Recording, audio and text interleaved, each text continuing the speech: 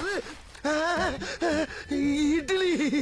எப்பா இட்லி போட்ட ஏசமான எவ்வளவு பெரிய பூகம் வந்தாலும் சரிடா, நீ ஒரு ஆள் எஸ்கேப் ஆயிருப்பா. வெல்கம் டு ஐரக்ஷன் சேனல். எங்களோட வீடியோஸ் உங்களுக்கு பிடிச்சிருந்ததுன்னா லைக் பண்ணுங்க, கமெண்ட் பண்ணுங்க, ஷேர் பண்ணுங்க, மறக்காம சப்ஸ்கிரைப் பண்ணுங்க. ஓகே, என்ன வீடியோ பார்ப்போம்? எரும ரிவ்யூ சேனல் தான் பார்க்குறோம். ரீசனபிள் வீடியோ தான் பார்க்குறோம். பஸ்லாமா? டோலர்களே, இந்த வீடியோ யாரோட மனதையும் புண்படுத்துறது நோக்கமில்ல பாத்துக்குங்க. அதையும் மீறி எந்த டோலரோடைய மனதாவது புண்பட்டா அதுக்கு கம்பெனி பொறுப்பு இல்ல.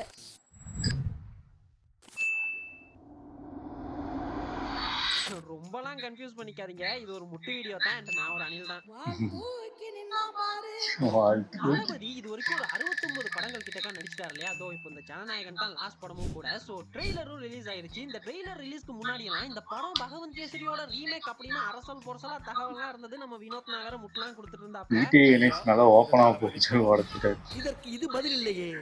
ஆனா இப்போ ட்ரெய்லர் பார்த்ததும் கன்ஃபார்மே ஆயிருச்சு, இது கேசரி தான். தம்ப்நெயில் பார்த்துட்டு தான் உள்ள வந்திருப்பீங்கன்னு நினைக்கிறேன். Remake is not Anna is Picasso. So வணக்கம் டோலர்களே, இது அண்ணாவின் ரீமேக் பற்றிய ஒரு பார்வை. அப்போ ஆரம்பிக்கலாங்களா?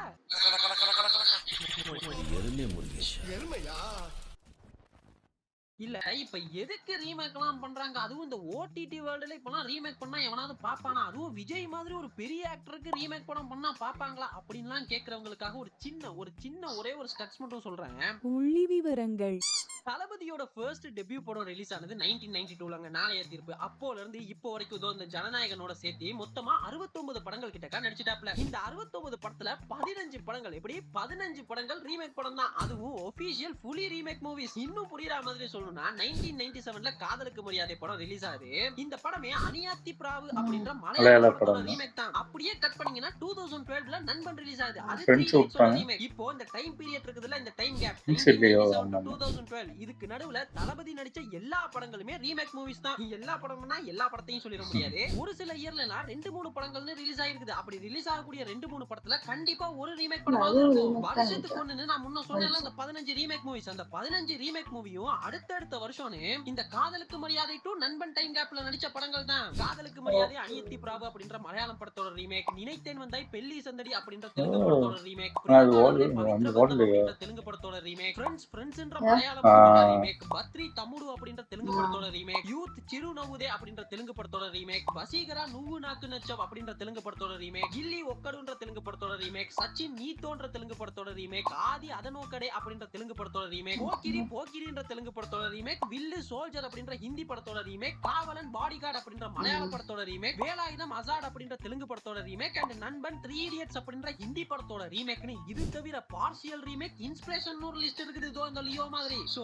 தளபதிக்கு ரீமேக் ஒன்னும் புதுசு இல்ல, அத பார்த்து ஃபயர் விடுறது நமக்கும் ஒன்னும் புதுசு இல்ல. சரி, அப்ப ஏன் இந்த ஜனநாயகனுக்கு மட்டும் இவ்வளவு அடி விழுகுது? ஏன் இவ்வளவு ஹேட்ரேட்? இது ஒரு ரீமேக் அப்படிலாம் கலாய்க்கிறாங்கன்னு கேட்டீங்கன்னா, இது ஒரு தெலுங்கு படத்தோட ரீமேக். அதுவும் நம்ம போதாத காலத்துக்கு ஒரு பாலையா படம். அவ்வளவு ஏன் நானே இந்த படத்துக்கு ரோஸ்ட் போட்டிருக்கேன்.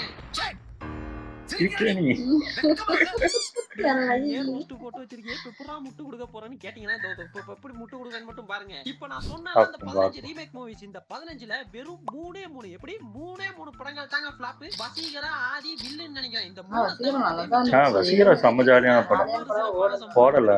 தெலுங்கு படம்ன்றீங்களே, இந்த 15ல 10 படங்கள் இன்னொரு தெலுங்கு படத்தோட ரீமேக் தான். இதுல கில்லி, போக்கிரின்னு தளபதியோட கெரியரின் உச்சத்துல இருக்கக்கூடிய சூப்பர் ஹிட் படங்களும் அடங்குங்க.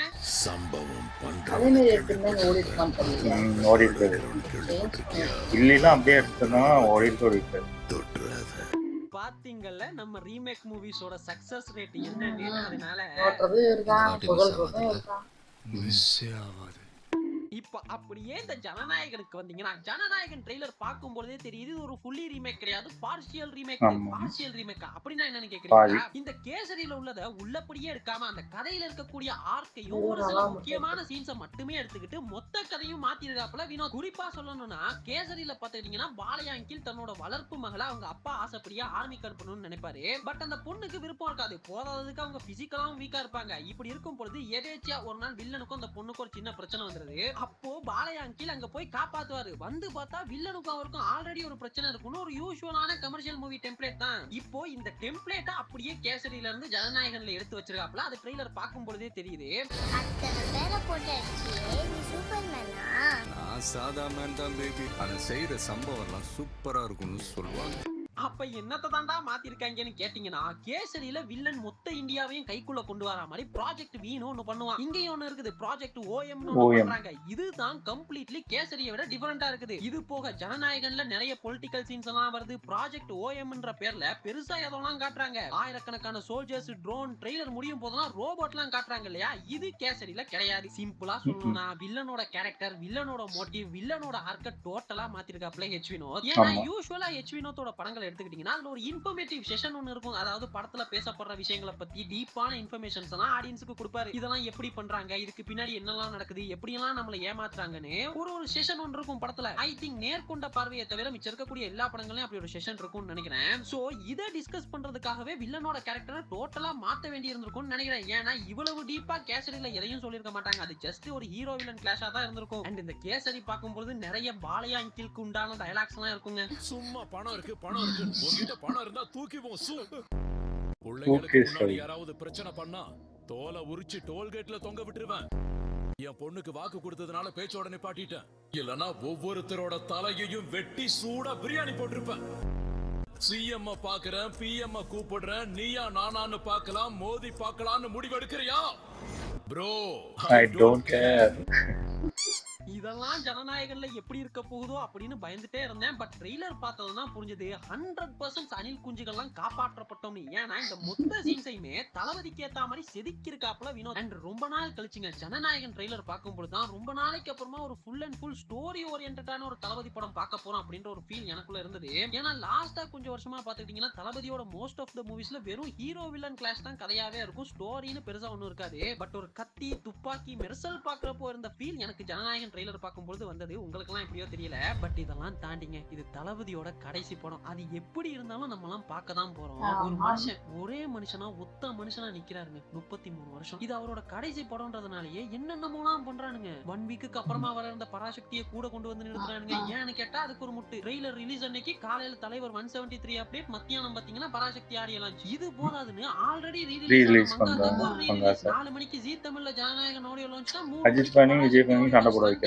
இந்த வீடியோ எடிட் பண்ணிட்டு இருக்கதோ இந்த இப்போ வரைக்குமே படத்துக்கு சென்சார் சர்டிபிகேட் வரல. ஹைகோர்ட்டுக்கு போயிருக்காங்க படத்தோட டீம். இல்ல ஏன் எதுக்கு என்னதான் ட்ரை பண்றீங்க? பட் இதெல்லாம் தாண்டிங்க அந்த படமே வரக்கூடாதுன்னு ட்ரை பண்றாங்களா? சோஷியல் மீடியாலயும் பீக் எலெக்ஷன் வரைக்கும் இதெல்லாம் எப்படி பிஜேபி கூட சேர்ந்துறணும் அப்படின்னு சொல்லக்கூடிய அந்த அனில் குஞ்சிஸ் தான் காரணம். அவ்வளவு ஏன் என்கிட்டே நிறைய பேர் கேட்டிருக்காங்க, ஒரு சினிமாக்காரன் அவனுக்கு போய் இவ்வளவு பண்ற, உங்களை வச்சு கோடி கோடியா சம்பாரிச்சுட்டு போறான், உங்களுக்கு எல்லாம் என்னதான்டா பண்ணா அப்படின்னு. நம்ம சைல்ட்ஹுட்ல இருந்து இன்னைக்கு வரைக்கும் அந்த மனுஷன் நம்மளை என்டர்டைன்மெண்ட் பண்ணிருக்காரு, சிரிக்க வச்சிருக்காரு, அழ வச்சிருக்காரு, சந்தோஷப்பட வச்சிருக்காரு. வேற என்னங்க வேணும்? அந்த ஒரு காரணம் போதாதா? நம்ம சைல்ட்ஹுட் எல்லாம் திரும்பி பாத்தீங்கன்னா இந்த மனுஷனோட மெமரிஸ் தான் மொத்தமா இருக்குது. கூட்டத்துல நின்னு படம் பார்த்தது, தியேட்டருக்குள்ள முந்திலாம் இந்த கேலண்டர் கார்டு வரும், அதெல்லாம் கலெக்ட் பண்ணதுன்னு ஃபுல்லாவே அவரோட மெமரிஸ் தாங்க. இப்போ இந்த ஜென்சி கிட்ஸுக்கெல்லாம் அப்பா வயசு இருக்கக்கூடிய அந்த மனுஷனை கூட பிறந்த அண்ணனா பிடிக்குது, கூட பிறந்த அண்ணனா பாக்குறாங்க. அந்த ஒரு காரணம் போதாதாங்க? என்கிட்டலாம் வந்து உனக்கு எதுக்குப்பா விஜய பிடிக்கும் அப்படின்னு கேட்டீங்கன்னா எனக்கு ரீசன் தெரியாது, பிடிக்கும் அவ்வளவுதான். பிடிக்கிறதுக்கு எதுக்குங்க காரணம்? எனக்கெல்லாம் அவரை எவ்வளவு பிடிக்கும்னா அவரோட படங்கள் பார்த்து தாங்க நான் சினிமாக்கு வரணும்னு ஆசைப்பட்டேன். அவரோட வீடியோ போட்டு தாங்க இந்த சேனலே ஆரம்பிச்சேன். ஃபர்ஸ்ட் வீடியோ இன்னைக்கு இருக்கும், போய் பாருங்க. என்னோட பிசினஸே தொடங்கினேன். உங்களுக்கு எல்லாம் எப்படியோ தெரியல, தெரிஞ்சோ தெரியாமலோ என்னோட எல்லா மூலையும் தளபதி கூடவே இருந்திருக்காரு. அண்ட் தேங்க்ஸ் நான் இவ்வளவு நாள் எங்களை என்டர்டைன்மெண்ட் பண்ணதுக்கு. And congrats for your next movie.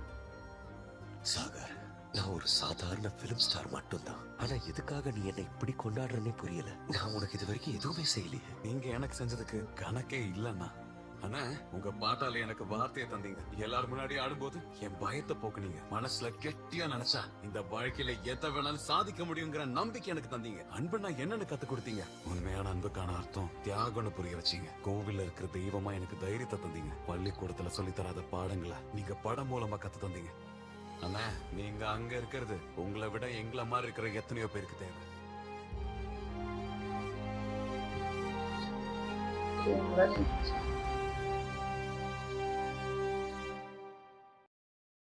ஓ அவ்வளவுதான். இருமுறைய சவாது அப்படி மாதிரி இருக்கு. ஆனா அவரு பயங்கரமா ரோஸ்ட் பண்ணி தான் பார்த்துருக்கோம். நல்லா இருந்துச்சு உண்மையிலே. ஆனா அது சொல்ல போனா நான் ரீமேக் படம் பண்ணாலும் அதுக்கு தமிழ் ஆடியன்ஸுக்கு பிடிக்கிற மாதிரி இருக்கணும். இப்போ நீங்க கில்லிலாம் எடுத்துக்கிட்டீங்கன்னா அதுல நிறைய நீங்க அந்த ஒரிஜினல் போய் பார்த்தீங்கன்னா எவ்வளோலாம் மாத்திருக்காங்கன்னு தெரியும். அதே மாதிரி தான் நிறைய படம் அப்படிதான். கிட்டத்தட்ட சிலது இங்க ஏத்த மாதிரி மாத்திருப்பாங்க. ஃப்ரெண்ட்ஸே பார்த்தீங்கன்னா மலையாளத்துல வேற மாதிரி இருக்கும். நிறைய விஷயம் மாறி இருக்கும். இங்க நம்மளுக்கு பிடிச்ச மாதிரி அந்த இது காமெடிலாம் புரியுதா? காமெடிலாம் அது டக்குன்னு என்னதான் ரீமேக் பண்ணாலும் அதெல்லாம் டக்குன்னு சிரிக்க வைக்கிறது ரொம்ப கஷ்டமான விஷயம். அதுவும் அந்த குரூப்பே சூர்யா, விஜய், அவங்க வடிவேலு, அங்க இருக்கிற அந்த காமெடி குரூப்ஸே பயங்கரமான ஒரு இதா இருக்கும். ஒருத்தரும் ஒண்ணு பண்ணுவாங்க. அந்த மாதிரி தான் எல்லாமே. அதே மாதிரி காவலன் வந்த டைம் பார்த்தீங்கன்னா, அப்போலாம் ஆக்ஷன் ஃபிலிமா நடிச்சிட்டு இருந்த விஜய் சம்பந்தமே இல்லாம ஒரு லவ் லவ் சப்ஜெக்ட் கண்டென்ட் குடுக்கணும்னு அவசியமே இல்ல. அது எவ்வளோ எதார்த்தமான ஒரு படமா இருக்கும். அது இந்த மியூசிக்கா இருக்கட்டும், நம்மளுக்கே கஷ்டமா இருக்கும். விஜய ஏன் அப்படி காட்டுனாங்க அப்படின்னு ஒரு பாவல் இது வரும் உண்மையிலே. ஆமா, ஆக்ஷனா நடிச்சுட்டு அப்படியே சாவும், அப்படியே பாவமா அந்த அந்த இது ஒரு திண்டுமா இருக்கும். அதை தட்டி விழுந்துட்டு ஒரு மாதிரி நடந்து போவாரு. அதெல்லாம் பயங்கரமா இருக்கும் அந்த படத்துல. அதே மாதிரி நிறைய படம் சொல்லலாம். எனக்கு தெரிஞ்சு அது கரெக்டா ரீமேக் பண்ண தெரிஞ்சாதான் பண்ண முடியும். ஏன்னா நிறைய பேர் ரீமேக் பண்றேன்னு பண்ணி கெடுத்து வச்சிருக்கவங்க நம்ம எத்தனையோ பார்த்துருக்கோம். இப்போ கைதியே ஹிந்தியில எப்படி ரீமேக் பண்ணாங்க அந்த மாதிரி தான். சில படத்தெல்லாம் அது சிலது ஒரிஜினலா இருந்தாதான் நல்லா இருக்கும். சிலது ரீமேக் பண்ணா நல்லா இருக்கும். அந்த மாதிரி தான். இது நார்மலா இப்ப அவர் வேற படம் நடிக்க போறாருன்னா இந்த படம்னா இத வந்து வேற மாதிரி போயிருக்கும்னு நினைக்கிறேன். லாஸ்ட் படம்னால தான் எல்லாருமே அது என்ன படமா எனக்கு தெரிஞ்சு அதான் சொல்றேன்ல, இந்த படத்தை மெயினா எடுத்த கோர் வந்து இந்த பொண்ணுங்களுக்கு இது பண்ற மாதிரி ஒரு விஷயம் இருக்கு. அதே மாதிரி இதுல அரசியலும் நிறைய அதுல மேட்டாப்ல பேசிட்டு விட்டுருப்பாங்க. இதை எனக்கு தெரிஞ்சு டீப்பா கொண்டு வராங்க. அதான் சொல்றேன், அந்த வில்லன் ரோலே அங்க ரொம்ப நார்மலா தான் காட்டியிருப்பாங்க. ரொம்ப பயங்கரமா அந்த அளவுக்கு இதுல காட்டின பாபி டீல காட்டின மாதிரி அங்க காட்டியிருக்க மாட்டாங்க. அவருமே ஒரு ஹிந்தி ஆக்டர் தான். அந்த கேசரி படத்துல நடிச்சது அவர் ஒரு ஹிந்தி ஆக்டர் தான். அவர் அந்த அளவுக்கு பயங்கரமா அதாவது பேசுவாங்க. இவரு கண்ட்ரோல்ல தான் எல்லாம் இருக்கு. எல்லாம் வாய் வார்த்தையிலே பேசுவாங்க. இங்க நம்மளுக்கு அத விஷுவலாவே காட்டுறாங்க. அதுதான் மெயின் இதா இருக்கு எனக்கு தெரிஞ்சு. நிறைய மாத்திருப்பாங்க எனக்கு தெரிஞ்சு. லாஸ்ட் படம்னாலதான் இந்த அளவுக்கு தூக்கி எல்லாரும் கொண்டாடிட்டு இன்னும் இல்ல, இப்போ ஏ கொடுத்தான்னா யூஏ கொடுத்தான்னா ஏன் கொடுத்து படத்தை ரிலீஸ் பண்ணிருக்கலாமே, ஏன் இவ்வளவு நாள் இது பண்றாங்க? அப்போ என்னவோ உள்ள போட்டு இது பண்ணி வச்சிருக்காங்க. 28 கட்டு போட்டுமே விட மாட்டேங்கிறாங்கன்னா அப்போ இன்னும் அதுக்குள்ள என்னத்தையும் வச்சிருக்காரு இவரு வினோத். அதான் சொல்றேன், அது நிறைய அரசியல் சம்பந்தது எக்கச்சக்கமா அது இருந்து அதையும் தூக்க வச்சு இவங்க இறக்க மாட்டேங்கிறாங்கன்னா அப்போ சும்மா கிடையாது இல்ல. இப்போ இந்த மாதிரி ஒரு பிரச்சனை எனக்கு தெரிஞ்சு யாருக்குமே வரலன்னு நினைக்கிறேன். இந்த அளவுக்கு இழுத்து அடிக்கல. எனக்கு தெரிஞ்சு தலைவாவும் இதேதான் பண்ணாங்க.